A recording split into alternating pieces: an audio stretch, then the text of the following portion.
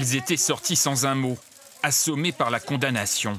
5 ans de prison, dont 2 ans ferme, 10 ans d'inéligibilité pour François Fillon, 3 ans de prison avec sursis pour son épouse Pénélope. Aussitôt, le couple avait fait appel. En pleine campagne présidentielle, l'affaire Fillon éclate le 27 janvier 2017 avec la publication de cet article.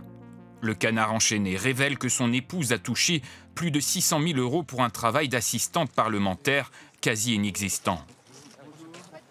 Je vois que la séquence des boules puantes est ouverte.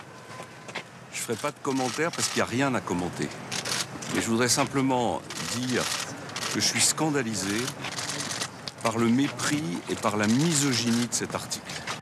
Les révélations se poursuivent. Ces enfants ont également été employés comme assistants parlementaires entre 2005 et 2007 pour 100 000 € bruts. Et puis, il y a la découverte du poste jugé fictif à la Revue des Deux Mondes.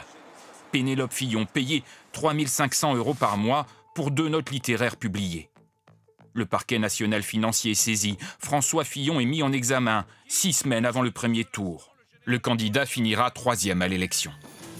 En janvier 2020, peu avant son premier procès, il revient sur les faits.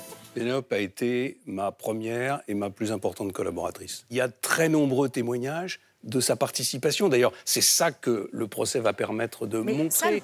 Joint hier, son avocat, Maître Lévy, affirme qu'il y a toujours une 50aine de témoignages démontrant la réalité de cet emploi.